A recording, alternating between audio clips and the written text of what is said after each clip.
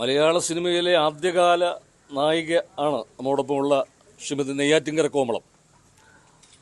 അമ്മ ഞാൻ ചോദിച്ചു, അപ്പോൾ 95 വയസ്സുണ്ടെന്നാണ് അമ്മ പറഞ്ഞത്. 95 വയസ്സ്. പക്ഷെ 95 വയസ്സിലും അമ്മ നല്ല പ്രസരിപ്പോടെ നമ്മളോടൊപ്പം ഉണ്ട്. നസീർ സാറിൻ്റെ ആദ്യത്തെ നായികയാണ്. അതുപോലെ 4-5 ചിത്രങ്ങളിലാണ് അമ്മ ആകെ അഭിനയിച്ചിട്ടുള്ളത്, അല്ലേ അമ്മേ? പക്ഷെ പിന്നീട് ആ കാലത്തെ ചില സാമൂഹ്യ വ്യവസ്ഥകളും അല്ലെങ്കിൽ സമൂഹത്തിൻ്റെയൊക്കെ ചില എതിർപ്പുകൾ കാരണം അമ്മ പിന്നെ സിനിമയിൽ അഭിനയിക്കാൻ പോയില്ല. അപ്പോൾ അങ്ങനെ ഒരു എന്താണ് ഒരു അതിനെയൊക്കെ ആ വിലക്കുകളെയൊക്കെ അതിജീവിച്ചുകൊണ്ടാണ് അമ്മ ആദ്യകാലത്ത് സിനിമകളിലൊക്കെ അഭിനയിച്ചത്.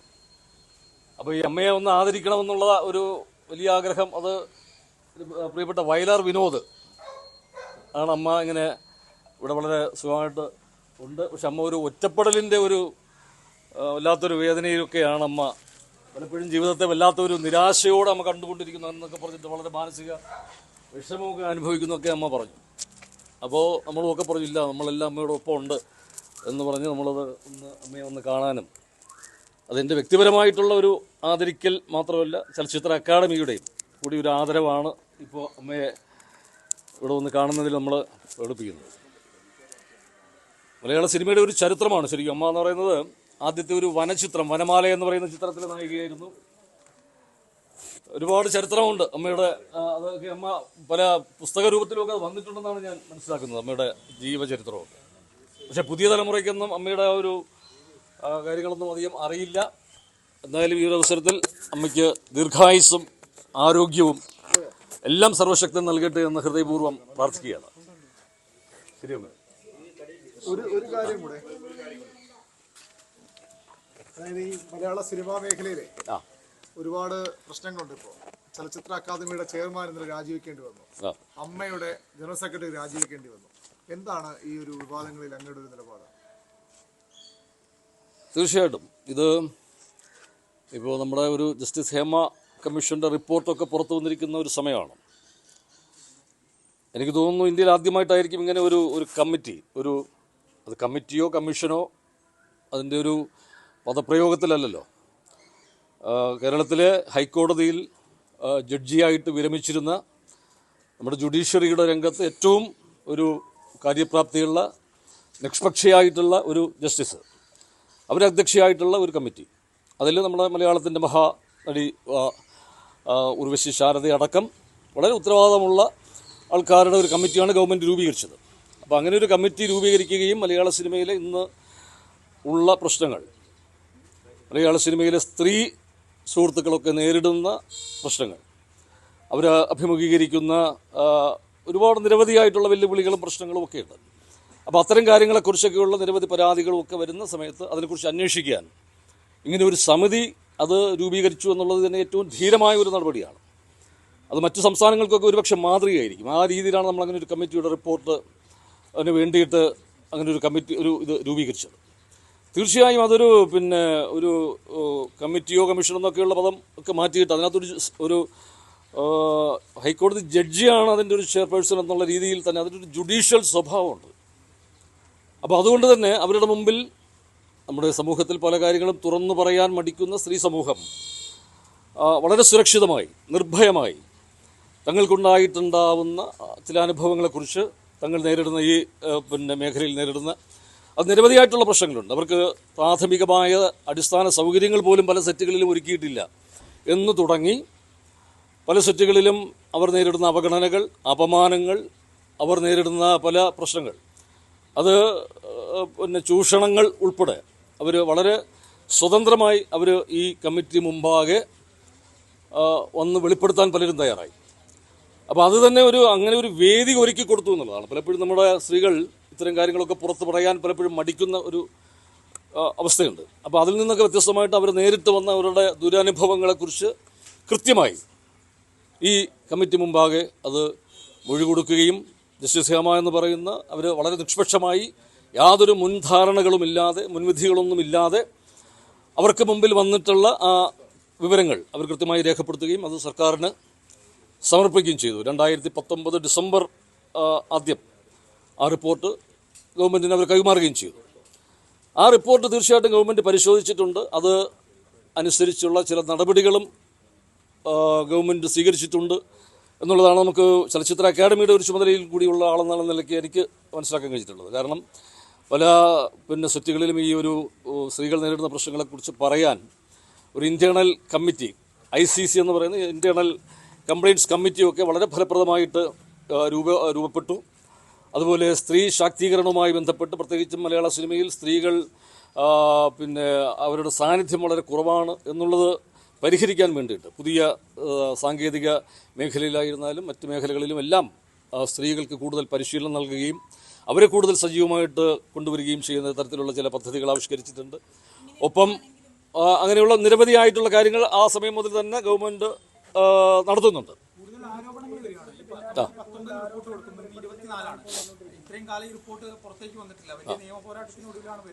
തീർച്ചയായിട്ടും അല്ല, ഈ റിപ്പോർട്ട് തീർച്ചയായിട്ടും കുറച്ചുകൂടി നേരത്തെ പുറത്തു വരണമായിരുന്നു എന്ന് തന്നെയാണ് പൊതുസമൂഹത്തെ പോലെ ഞാനും ആഗ്രഹിക്കുന്നത്. അങ്ങനെ തന്നെയായിരുന്നു. പക്ഷേ സർക്കാരിൻ്റെ മുമ്പിലുള്ള ഒരുപാട് സാങ്കേതിക തടസ്സങ്ങൾ ഉണ്ട് എന്നുള്ളത് മന്ത്രി തന്നെ പറഞ്ഞല്ലോ. ഒന്ന്, ഈ റിപ്പോർട്ട് സമർപ്പിച്ച ജസ്റ്റിസ് ഹേമ അവർ തന്നെ വളരെ ശക്തമായിട്ടൊരു കത്ത് ഗവൺമെൻറ് നൽകിയിട്ടുണ്ട്. ഇത് ഒരിക്കലും പുറത്ത് ഈ റിപ്പോർട്ട് വരരുത്, ഇതിന്മേലുള്ള നടപടികളും കാര്യങ്ങളും ഒക്കെ നിങ്ങൾ സ്വീകരിക്കും. പക്ഷേ ഈ റിപ്പോർട്ട് പുറത്തു വന്നാൽ ഇതിൽ മൊഴി നൽകിയിരിക്കുന്ന അവരുടെയൊക്കെ ഒരു സ്വകാര്യതയെ അത് വല്ലാതെ ബാധിക്കുമെന്നുള്ളത് കൊണ്ട് ഇത് പുറത്തുവിടരുതെന്നുള്ള വളരെ ശക്തമായ ഒരു കത്ത് സർക്കാരിൻ്റെ കയ്യിലുണ്ട്. അപ്പോൾ അതുകൊണ്ട് ഒന്ന്. പിന്നീട് വിവരാവകാശ കമ്മീഷൻ, അന്ന് വിൻസെൻ്റ് പോൾ ആണ് കമ്മീഷൻ എന്നാണ് എൻ്റെ ഓർമ്മ, അദ്ദേഹത്തിൻ്റെ ഒരു വിധിയുണ്ടെന്ന് ഈ റിപ്പോർട്ട് പുറത്തുവിടാൻ പാടില്ല എന്നൊക്കെ. പക്ഷെ പിന്നീട് ശക്തമായ ആവശ്യമൊക്കെ ഉയർന്നതിൻ്റെ തുടർന്നിട്ടാണ് ഇപ്പോൾ ഈ സ്വകാര്യതയെ ബാധിക്കുന്ന ചില ഭാഗങ്ങൾ അത് മാത്രം ഒഴിവാക്കിക്കൊണ്ട് റിപ്പോർട്ട് പുറത്തുവിടണമെന്നുള്ളൊരു വിധി വന്നു. അതിൻ്റെ അടിസ്ഥാനത്തിൽ സർക്കാർ അത് ചെയ്തു എന്നാണ് ഞാൻ മനസ്സിലാക്കുന്നത്. തീർച്ചയായിട്ടും ഇത് ഞാനൊക്കെ ഇപ്പോൾ സിനിമയിൽ പ്രവർത്തിക്കാൻ തുടങ്ങിയിട്ട് തന്നെ 10-30 വർഷത്തിലധികമായിട്ടുണ്ട്. അപ്പോൾ അന്നുമൊക്കെ ഇത്തരം ഒരുപാട് ആരോപണങ്ങൾ നമ്മളൊക്കെ കേട്ടിട്ടുണ്ട്. പക്ഷെ അത് അന്തരീക്ഷത്തിലുള്ള ഒരു ഇതാണ്. പലതും നമ്മൾ വിചാരിക്കുന്നത് അതൊക്കെ ഒരു ഊഹാപോഹമോ അല്ലെങ്കിൽ ഭാവനയിൽ സൃഷ്ടിച്ച ചില കഥകളോ ഒക്കെ ആകാം എന്നൊക്കെയാണ് ധരിച്ചിട്ടുള്ളത്. ആ സിനിമ എനിക്ക് ഒരുപാട് സ്ത്രീകളുമായിട്ട് സൗഹൃദമുണ്ട്, നല്ല സുഹൃത്തുക്കളുണ്ട്. പക്ഷെ അവരാരും ഇങ്ങനെയൊക്കെയുള്ള അനുഭവങ്ങളെക്കുറിച്ച് ഞങ്ങളോടൊന്നും വ്യക്തപരമായിട്ട് അതൊന്നും പറഞ്ഞിട്ടില്ല. അത് നമ്മുടെ ഒരു സമൂഹത്തിൻ്റെ ഒരു ഇതാണ് കാര്യം. മറ്റൊരാളോടൊക്കെ ഇങ്ങനെ തുറന്ന് പറയുന്നതിനൊക്കെ ഉള്ള ചിലപ്പോൾ ബുദ്ധിമുട്ടുണ്ടാകും. പക്ഷേ ജസ്റ്റിസ് ഹേമയുടെ മുമ്പിൽ അവർ കാര്യങ്ങൾ കൃത്യമായിട്ട് പറഞ്ഞു. അതൊരു ജസ്റ്റിസ് എന്ന നിലയ്ക്ക് തന്നെ അവരുടെ മുമ്പിൽ വന്നിരിക്കുന്ന ഇത് അവർക്ക് യാതൊരു മുൻധാരണകളോ മുൻവിധികളോ ഒന്നും ഉള്ളതില്ല. അപ്പോൾ അതുകൊണ്ട് തന്നെ ഇത്തരം ചില കാര്യങ്ങൾ നടന്നിട്ടുണ്ട് എന്നുള്ളത് വസ്തുത തന്നെയാണ്. അപ്പോൾ അത് സർക്കാർ അതിൻ്റെ മേൽ ഉള്ള നടപടികളിലേക്കാണ് കടക്കുന്നത്. ഇപ്പോൾ ഒരു പുതിയ പല വെളിപ്പെടുത്തലുകളുടെയും അടിസ്ഥാനത്തിൽ ഇപ്പോൾ ഒരു അന്വേഷണ സംഘത്തെ നിയോഗിച്ചിട്ടുണ്ട്. ഒരുപക്ഷെ ഞാൻ മനസ്സിലാക്കുന്നത് ഇതിനകത്തെ എയർപോർട്ടിൻ്റെയൊക്കെ ഒരു പല മൊഴികളും ഒക്കെ ചിലപ്പോൾ ഈ ഒരു അന്വേഷണത്തിൻ്റെ പരിധിയിലും ചിലപ്പോൾ ഗവൺമെൻറ് അത് ഉൾപ്പെടുത്തുമെന്നാണ് ഞാൻ വിചാരിക്കുന്നത്. പക്ഷേ ഒരു കാര്യം വ്യക്തമായിട്ട് എനിക്ക് പറയാനുള്ളത്, ഇപ്പോൾ സ്ത്രീകൾ അവർക്കിങ്ങനെയൊക്കെയുള്ള ഒരു അനുഭവം ഉണ്ടായില്ല. ഇതൊരു മുൻകാലങ്ങളെ പോലെയൊന്നും അല്ലല്ലോ. ഇപ്പോൾ വളരെ സ്ത്രീകൾ പുരുഷന്മാരോടൊപ്പം ആ ഒരു തുല്യത നേടിയിരിക്കുന്ന ഒരു അവസ്ഥയാണ്. കാര്യം നമ്മളെ ഒരു കാലഘട്ടത്തിൽ സ്ത്രീകൾ എല്ലാ രംഗത്തും പുരുഷന്മാരോടൊപ്പമുണ്ട്. അപ്പോൾ അവർക്ക് ഇങ്ങനെയുള്ള മൊഴികൾ നൽകിയിട്ട് അവരെങ്ങനെ മറഞ്ഞിരിക്കുകയല്ല. അവർ നിർഭയമായിട്ട് അഥവാ പരാതിപ്പെടേണ്ട ഇത് ഉണ്ടെങ്കിൽ അവിടെയൊക്കെ അത് പരാതിപ്പെടുകയും കൃത്യമായിട്ട് ആര്, എങ്ങനെ, എവിടെ വെച്ച്, എന്താണ് സംഭവിച്ചത് കൃത്യമായിട്ട് അവർ തുറന്ന് പറയണം. അതിനുള്ള ആർജവം കാണിക്കണം. ഇപ്പം തന്നെ നമ്മുടെ നടിയാക്രമിക്കപ്പെട്ട ആ വിഷയത്തിൽ അവർ ഒരു പക്ഷേ ഇത് രംഗത്ത് വരാതിരുന്നുവെങ്കിൽ ആ ഒരു കേസ് ഏത് രീതിയിലാകുമായിരുന്നു എന്ന് നമുക്കറിയാം. അതുകൊണ്ടാണ് ഇന്നിപ്പോൾ ഒരു വലിയൊരു ക്രിമിനൽ ഇപ്പോൾ ജയിലിൽ കിടക്കുകയാണ്. അപ്പം അത് അവരൊരു ധീരമായിട്ട് മുന്നോട്ട് വന്നതുകൊണ്ടാണ്. അപ്പോൾ തീർച്ചയായിട്ടും സ്ത്രീകളെങ്ങനെ എന്തെങ്കിലും ഒരു ദുരനുഭവം ഉണ്ടായാൽ അവരിങ്ങനെ ഒളിച്ചിരുന്ന് അപമാനഭാരത്താൽ അല്ലെങ്കിൽ എന്തിനെയൊക്കെ ഭയന്നിങ്ങനെ ഒളിച്ചിരിക്കേണ്ടവരല്ല. അങ്ങനെ ഒരു സാമൂഹ്യ സാഹചര്യവുമല്ല. ഇത് കേരളമാണ്. കേരളം എന്ന് പറയുന്നത് എല്ലാ അർത്ഥത്തിലും മാതൃകയാണ്. ഇവിടെ സ്ത്രീ ശാക്തീകരണത്തിൻ്റെ കാര്യത്തിലായാലും സ്ത്രീ മുന്നേറ്റങ്ങളുടെ കാര്യത്തിലായാലും സ്ത്രീകളുടെ പോരാട്ടങ്ങളുടെ കാര്യത്തിലായാലും ഏറ്റവും വലിയ മാതൃകയായിട്ടുള്ള സംസ്ഥാനമാണ്. അപ്പോൾ ഇവിടെ നിർഭയമായിട്ട് സ്ത്രീകൾ മുന്നോട്ട് വരണം എന്ന് തന്നെയാണ് ഞാൻ പറയുന്നത്.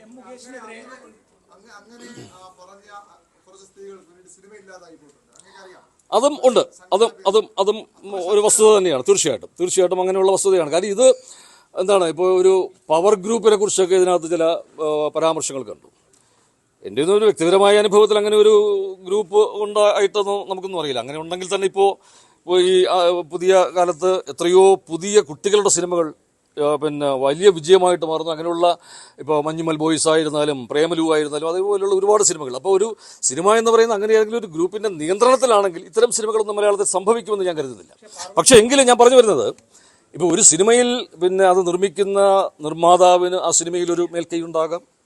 അവിടെ സംവിധാനം ചെയ്യുന്ന സംവിധായകന് തീർച്ചയായിട്ടും അതിൻ്റെ ഒരു ക്യാപ്റ്റൻ എന്നുള്ള രീതിയിൽ അദ്ദേഹത്തിനൊരു മേൽക്കോയ്മയുണ്ട്.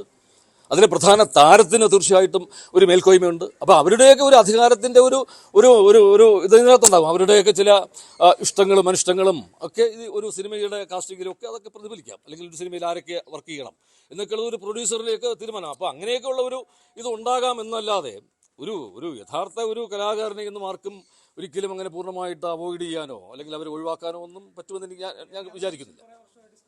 ആരാ? ആ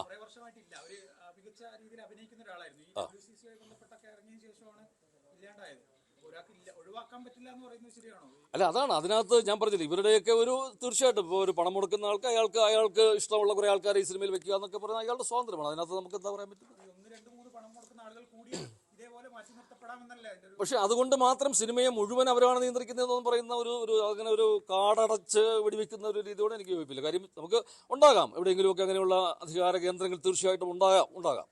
അത് മുമ്പുമുണ്ട്, ഇപ്പോഴുമുണ്ട്. അതൊക്കെ ഗവൺമെന്റിന്റെ തീരുമാനമാണ്. അത്തരം കാര്യങ്ങളൊന്നും കുറിച്ചൊന്നും ഞാനല്ല പറയുന്നത്. അല്ല, അത് തീർച്ചയായിട്ടും അങ്ങനെ എന്തെങ്കിലുമൊക്കെ ആരോപണമുള്ള ആൾക്കാരോടൊപ്പം ഈ വേദി പങ്കിടാൻ ആർക്കെങ്കിലും ബുദ്ധിമുട്ടുണ്ടെങ്കിൽ അവരത് പറയണം.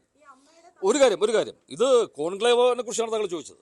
സിനിമ കോൺക്ലേവ് എന്ന് പറയുന്നത് സിനിമാ നയത്തെക്കുറിച്ച് സമഗ്രമായ ഒരു സിനിമാ നയം രൂപീകരിക്കുന്നതിന്, അത് സിനിമയുടെ നവീകരണത്തിന്, സിനിമയുടെ ഗുണപരമായ മാറ്റത്തിന്, നിലവിലുള്ള സിനിമയുടെ ഇത്തരം ചില അവസ്ഥകൾക്ക്, ചില പുഴുക്കുത്തുകൾക്കൊക്കെ പരിഹാരമുണ്ടാക്കാൻ വേണ്ടി ഏറ്റവും സദുദ്ദേശത്തോടു കൂടി ഗവൺമെന്റ് നടത്തുന്ന ഒരു പരിപാടിയാണ്. അപ്പോൾ അതിനെ ബഹിഷ്കരിക്കുകയല്ല, അതിനോട് സഹകരിക്കുകയും അവർക്ക് എന്തെങ്കിലും അഭിപ്രായ ഭിന്നതകളുണ്ട് അല്ലെങ്കിൽ ആരോടെങ്കിലും ഒപ്പം അവർക്ക് ഇത് വേദി പങ്കിടുന്നതിനൊക്കെ വിഷമമുണ്ടെങ്കിൽ അവർക്കത് പറയാം. അവരെയൊക്കെ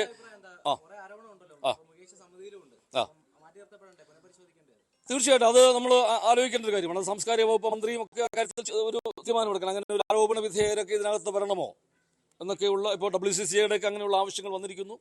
തീർച്ചയായിട്ടും അത് അവരുടെ ഒരു ന്യായമായ ഒരു കാര്യം തന്നെയാണ് അവർ പറയുന്നത് എന്ന് തന്നെയാണ് എൻ്റെ ഒരു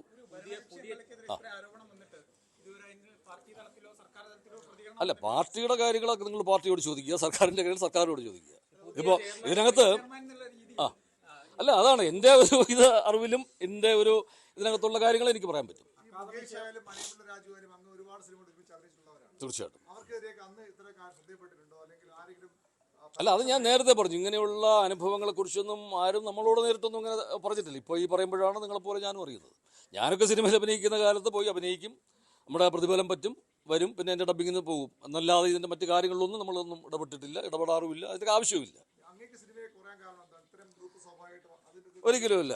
അത് ഞാനും കൂടി അതിനകത്തൊരു ഉത്തരവാദിയാണെന്ന് ഞാൻ പറയും. കാര്യം ഞാൻ പൊതുവേ ഒരു കുറച്ചൊരു അലസമായി ഒരു സമ്മർദ്ദങ്ങളും ഇല്ലാതെ ജീവിക്കാൻ ആഗ്രഹിക്കുന്ന ഒരാളാണ്. അതിൻ്റെ ഒരു വ്യക്തിപരമായ കുറച്ച് കാര്യങ്ങളൊക്കെ അതിനകത്തുണ്ട്. അത് ഞാൻ പല ഇൻ്റർവ്യൂകളിലൊക്കെ പറഞ്ഞിട്ടുള്ളതാണ്. അല്ല എന്നെ ആരും ഒഴിവാക്കിയതോ ഞാൻ ഒഴിവാക്കപ്പെട്ടതോ. ഇപ്പോഴും എനിക്ക് സിനിമകൾ വരുന്നുണ്ട്, പലതും എനിക്ക് ചെയ്യാൻ പറ്റുന്നില്ല. പ്രത്യേകിച്ച് ഇപ്പോൾ ഈ അക്കാഡമിയുടെ ഒരു ചുമതല കൂടിയൊക്കെ ഉള്ളതുകൊണ്ട് ഇപ്പോൾ ഈ അടുത്ത കാലത്ത് വന്ന പല സിനിമകളിലും അഭിനയിക്കേണ്ടിയിരുന്നു, അത് പറ്റാതെ വന്നു. അതൊക്കെ നമ്മുടെ ഒരു വ്യക്തിപരമായ കാര്യമാണ്. അല്ലാതെ എന്നെ ആരും ഒഴിവാക്കിയെന്ന് ഞാൻ പറയില്ല. ചെയർമാൻ സ്ഥാനത്തേക്ക് ഒരു സ്ത്രീയെ കൊണ്ടുവരുന്നുള്ള ഒരു ആവശ്യം പൊതുവെ ഉയരുന്നുണ്ട്. തീർച്ചയായിട്ടും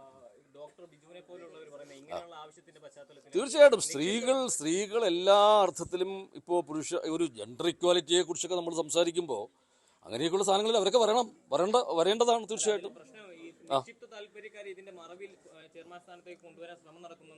എനിക്കങ്ങനെ അഭിപ്രായമൊന്നുമില്ല, അങ്ങനെ ഒരു അഭിപ്രായമൊന്നും എനിക്കില്ല. ഏറ്റവും അർഹതപ്പെട്ട ആൾക്കാർ അങ്ങനെയുള്ള സ്ഥാനങ്ങളിൽ വരണം, അത്രയേ ഉള്ളൂ. അത് സിനിമയോടുള്ള ഒരു കമ്മിറ്റ്മെന്റ് ഉണ്ടാകണം. സിനിമയെക്കുറിച്ചുള്ള ചില ധാരണകളും ബോധ്യങ്ങളും ഒക്കെയുള്ള ആ മേഖലയിൽ പ്രവർത്തിക്കുന്നവർക്കുള്ള ക്ഷേമങ്ങൾ ഉറപ്പാക്കുക. ഇപ്പോൾ ഒരു ചെയർമാൻ എന്ന് പറയുന്നത് അതൊരു ആലങ്കാരിക പദവിയല്ല. ഈ പ്രത്യേകിച്ചും ചലച്ചിത്ര അക്കാദമിയെ സംബന്ധിച്ചിടത്തോളം നിരവധിയായ കാര്യങ്ങളുണ്ട്.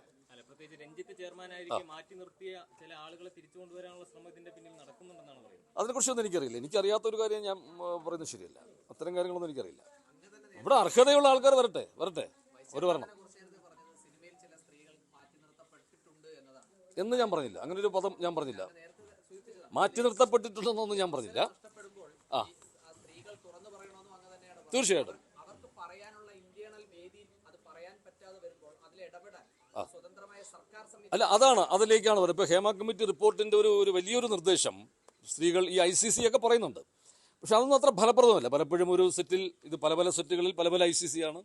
അപ്പോൾ അത് സെറ്റുകൾ മാറുന്നതനുസരിച്ച് അപ്പോൾ അവിടെ അതിനൊരു പൊതുവായ ഒരു സംവിധാനം, അതിനാണ് ഇപ്പോൾ ഒരു എന്താണ് ഒരു പിന്നെ ഒരു അതോറിറ്റി ആയിട്ട് ട്രിബ്യൂണൽ എന്ന ഒരു പദമാണ് അതിനകത്ത്. അത് വരാൻ വേണ്ടിയിട്ടുള്ള ഒരു നിർദ്ദേശം ഇത് വെച്ചിട്ടുണ്ട്. അതൊക്കെ തീർച്ചയായിട്ടും സർക്കാരിൻ്റെ വലിയ സജീവമായ പരിഗണനയിലാണ്.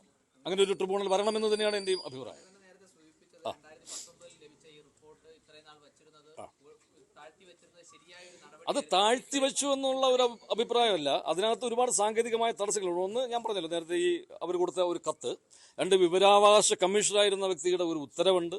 അതിനുശേഷം ഇപ്പോൾ ഇത് വീണ്ടും മാധ്യമങ്ങളുടെ ഒരു വലിയ സമ്മർദ്ദം അതിനകത്തുണ്ട്. WCC പോലുള്ള സംഘടനകളുടെയൊക്കെ ഒരു വലിയ ഇതിന് ശേഷമാണ് ഇങ്ങനെ പുതിയൊരു ഉത്തരവ് വിവരാവകാശ കമ്മീഷന് തന്നെ വരേണ്ടി വന്നത്. ഗവൺമെന്റിന് അതിനകത്ത് പ്രത്യേകിച്ച് എന്തെങ്കിലും താല്പര്യമുള്ളതായിട്ട് ഞാൻ കരുതുന്നില്ല. പോസ്കോ അടക്കമുള്ള കേസുകൾ ഉണ്ട് എന്നതാണ് ആ റിപ്പോർട്ടിൽ പ്രധാനമായും പറയുന്നത്.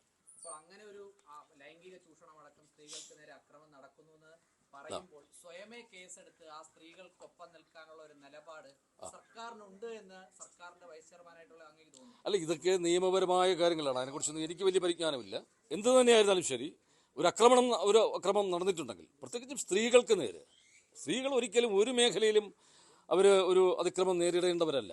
അത് കുടുംബത്തിലായാലും സമൂഹത്തിലായാലും അത് സമൂഹത്തിൻ്റെ ഏത് രംഗത്തായിരുന്നാലും സ്ത്രീകൾ വളരെ സുരക്ഷിതരായി, വളരെ നിർഭയരായി, ആത്മാഭിമാനത്തോടെ പ്രവർത്തിക്കേണ്ടവരാണ് ഏത് മേഖലയിലും. അത് ഇപ്പോൾ സിനിമയെ കൂടുതൽ പെരുപ്പിച്ച് കാണിക്കേണ്ടതൊന്നുമില്ല. കാര്യം സിനിമ എന്ന് പറഞ്ഞാൽ കുറച്ചൊരു ഗ്ലാമറസ് ആയിട്ടുള്ള മേഖല ആയതുകൊണ്ട് അവിടെ നടക്കുന്ന കാര്യങ്ങൾ കൂടുതൽ ചർച്ച ചെയ്യപ്പെടുന്നു. പക്ഷേ സമൂഹത്തിൽ എവിടെ നടന്നാലും അങ്ങനെയുള്ള സ്ത്രീകൾക്ക് നേരെയുള്ള ഏത് അതിക്രമവും നമ്മൾ ചെറുക്കേണ്ടതാണ്, തടയേണ്ടതാണ്. നിയമപരമായിട്ട് അതിന് നടപടികൾ ഉണ്ടാകേണ്ടതാണ്. അങ്ങനെ ഏതെങ്കിലും കുറ്റക്കാരുണ്ടെങ്കിൽ തീർച്ചയായിട്ടും അവർ നിയമത്തിന്റെ മുമ്പിൽ നമ്മൾ കൊണ്ടുവരേണ്ടതുമാണ്. WCCയിലെ വനിതാ ചലച്ചിത്ര താരങ്ങൾ പറഞ്ഞത് വേട്ടക്കാരെ ഒപ്പമരുത്തി ഇരകളെയും ഒപ്പമരുത്തിയുള്ള കോൺക്ലേവ് എന്നതാണ് WCCയുടെ ഒരു നിലപാട്. ഈ സിനിമാ മേഖലയിലെ അവരുമായുള്ള ഒരു അക്കാഡമിയുടെ വൈസ് ചെയർമാൻ എന്ന നിലയിൽ ഇതിൽ പങ്കെടുപ്പിക്കാൻ വേണ്ടി അവരെ ഒന്ന് പങ്കെടുപ്പിക്കാനുള്ള ഒരു തീരുമാനം എടുക്കണം. തീർച്ചയായിട്ടും ഇത് അവർക്ക് കൂടി വേണ്ടിയിട്ടാണല്ലോ. ഞാനതല്ലേ പറഞ്ഞത്. ഇതിപ്പോൾ ഇത് ഗവൺമെന്റ് വളരെ ഒരു നല്ല ഉദ്ദേശത്തോടു കൂടി ചെയ്യുന്നു. അതിനോട് സഹകരിക്കുക. അതിനകത്ത് എല്ലാ കാര്യങ്ങളും ചർച്ച ചെയ്യപ്പെടും. വേണ്ട നടപടികൾ സ്വീകരിക്കാനുള്ള എല്ലാ ഇതും അതിനകത്തുണ്ടാകുമെന്നാണ് ഞാൻ വിചാരിക്കുന്നത്. അതിനകത്ത് അഭിപ്രായ വ്യത്യാസങ്ങളുണ്ടെങ്കിൽ തുറന്നു പറയാം. പക്ഷേ ഇത് ബഹിഷ്കരിക്കുന്നത് ഒരിക്കലും ഒരു സിനിമയുടെ മുന്നോട്ടുള്ള പോക്കിന് അത് ഒരിക്കലും ഗുണകരമല്ല എന്ന് മാത്രം തന്നെയാണ് എനിക്ക് പറയാനുള്ളത്. ഉണ്ടാകുമെന്നാണ് ഞാൻ മനസ്സിലാക്കുന്നത്. കാര്യം അത് വേണമല്ലോ. ആ ഒരു സംവിധാനത്തിന് തീർച്ചയായിട്ടും അങ്ങനെ വേണം. അത് എത്രയും പെട്ടെന്ന് തന്നെ അതിനകത്ത് ഒരു തീരുമാനം ഉണ്ടാകുമെന്നാണ് ഞാൻ കരുതുന്നത്. പൾസർ സുനിയുടെ അടുത്ത സുഹൃത്തായ ധർമ്മജൻ ബോൾഗാട്ടി ഇന്നലെ ന്യൂസ് 18ന്റെ ഒരു ചർച്ചയിൽ അവതാരകയോട് വളരെ മോശമായി പെരുമാറി സംസാരിച്ചു. ഒന്ന് കേട്ടിരുന്നു.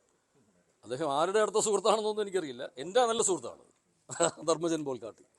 പക്ഷെ ഇന്നലെ ആ ഒരു ചർച്ചയിൽ പങ്കെടുത്തത് അദ്ദേഹം സംസാരിച്ചത്, അദ്ദേഹം ഒരു പക്ഷേ ആരാണെന്നറിയാതെയൊക്കെ സംസാരിച്ചായിരിക്കും. എങ്കിലും ഒരു സ്ത്രീയോടാണ് സംസാരിക്കുന്നത് എന്ന ബോധ്യം അയാൾക്ക് ഉണ്ടാകണമായിരുന്നു.